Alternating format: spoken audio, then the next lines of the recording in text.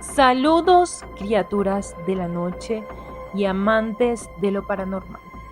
Están a punto de adentrarse en un viaje fascinante y terrorífico, donde los secretos milenarios se despiertan y la sed de sangre acecha en las sombras. Yo soy Andrea Elvitar y hoy develaremos el enigma más oscuro y seductor de todos: el origen de los vampiros. Así que agarren fuerte sus estacas y crucifijos, porque este viaje nos llevará más allá de lo que jamás hayan imaginado. Comencemos. Antes de sumergirnos en los oscuros callejones de la historia vampírica, es crucial entender qué es, en esencia, un vampiro. Más allá de las representaciones cinematográficas glamurosas y las fantasías literarias, el vampiro es una criatura que ha trascendido las culturas y épocas, adoptando diferentes formas, pero manteniendo siempre su sed de vitalidad. Los mitos de seres que se alimentaban de la esencia vital de los mortales han sido compartidos por culturas de todo el mundo. ¿Casualidad o verdad oculta en la oscuridad? En Mesopotamia se habla de Equimu, los espíritus sedientos de sangre. En la antigua Grecia encontramos historias de lamias, mujeres devoradoras de niños. En culturas latinoamericanas también existen algunas criaturas mitológicas que comparten un poco de similitudes con la idea de los vampiros. Tenemos el famoso chupacabras. Ya hemos hablado de esta criatura en este canal. Si aún no lo has visto, te invito a verlo luego de este video. El Okumar también es otra criatura que está en la mitología de algunas comunidades indígenas en Argentina. Se define como un ser mitad oso y mitad humano, que se alimenta de la sangre de animales y en algunas versiones de humanos. También tenemos el Tahuelpuchi. En algunas tradiciones del México, el Tahuelpuchi es considerado un vampiro que se transforma en un murciélago para chupar la sangre de algunas personas mientras duermen.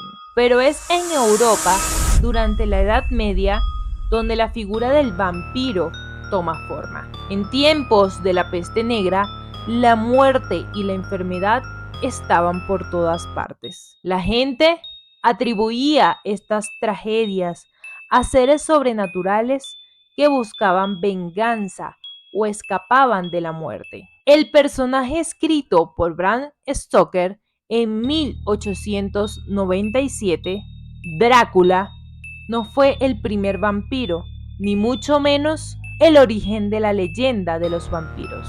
Stoker se inspiró en un personaje de la historia, recordado por ser muy sanguinario, llamado Black Tepes el Empalador. Fue un príncipe de Valaquia durante el siglo XV, nacido en el año 1428 en Transilvania, pero incluso él ya vivía bajo las historias de vampiros. Las criaturas que hoy por hoy llamamos vampiros, más conocida en estas tierras de Europa del Este, son los Strigoi. Tienen raíces en la mitología rumana y se refiere a un tipo de vampiro o espíritu malévolo. En la tradición folclórica de esta región, los Strigoi son considerados no solo como seres chupadores de sangre, sino también como seres sobrenaturales que pueden manifestarse de diferentes maneras. En la mitología rumana, los Strigoi eran a menudo asociados con personas fallecidas que regresaban de la tumba para atormentar a los vivos. Se creía que podían transformarse en animales, volar o incluso asumir la apariencia de familiares fallecidos. Además de la sed de sangre, se les atribuían habilidades mágicas y malévolas. Además, los Strigoi pueden aparecer durante los sueños. Hay casos que relatan haber soñado con ese familiar muerto y al día siguiente no poder ni pararse, siendo un caso de vampirismo, pero consumiendo la energía vital de esa persona, donde podría llevarlo hasta la muerte. El temor hacia los vampiros para la época inició con una serie de ataques continuos en los territorios de Hamburgo en 1721 y 1734, lo que causó que las personas tuvieran la necesidad de repeler el ataque de estas criaturas. El kit necesario consiste en objetos sagrados como crucifijos, rosarios o el agua bendita, además de estacas de madera, cuchillos y pistolas, frascos de cristal rellenos de ajo en polvo y azufre molido. Algunos gobiernos destinaron funcionarios especializados para cazar vampiros, muy al estilo de Van Helsing. Por ejemplo, la emperatriz María Teresa de Austria envió a su médico personal a Moravia para investigar si estos asuntos eran ciertos. El doctor concluyó que las historias eran inventadas y entonces la emperadora prohibió la apertura de tumbas y la exhumación de cadáveres, poniendo fin a la paranoia sobre la epidemia vampírica de la época. Cuando se sospechaba que una persona podría ser un vampiro, se procedía a desenterrar el cuerpo en busca de signos que confirmaban esta condición. Si se encontraban indicios que sugerían la presencia de un vampiro, se llevaba a cabo un ritual para intentar eliminar a la criatura. Se cree que en la antigüedad había un desconocimiento general acerca de la muerte y el proceso de descomposición del cuerpo. No fue sino hasta el desarrollo de la anatomía y la medicina forense en el siglo XIX que se adquirió un entendimiento más preciso en el proceso de descomposición y se pudo explicar de manera científica. Sin embargo, para la época había muchas personas que creían en los vampiros e incluso llegaron a investigarlo. Para el año de 1751, Agustín Calmet, un teólogo francés, realizó una investigación minuciosa sobre los numerosos casos de vampirismo, publicando el Tratado sobre los vampiros. Calmet definía a los vampiros como muertos que salen de sus tumbas y vienen a inquietar a los vivos.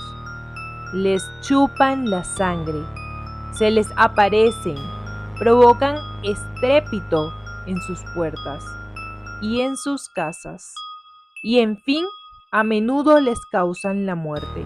Uno solo se libra de sus manifestaciones desenterrándolos, cortándoles la cabeza, empalándolos, quemándolos o traspasándoles el corazón.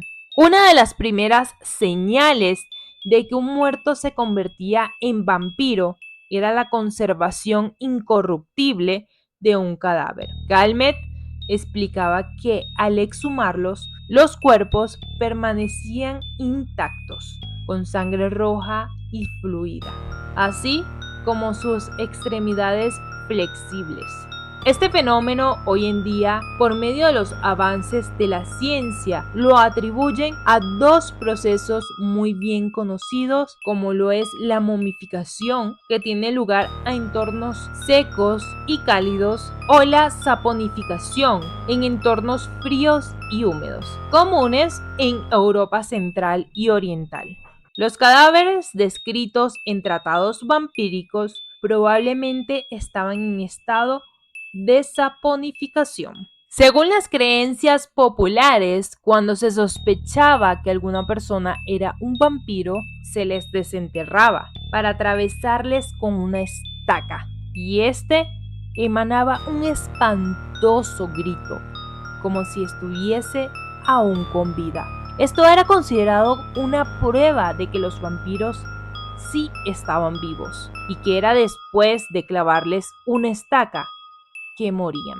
Otras señales que permitían identificar a un vampiro eran las manchas de sangre que presentaban ciertos cadáveres al ser desenterrados. Y sin lugar a dudas, a un vampiro le seguía creciendo la barba, el cabello y uñas.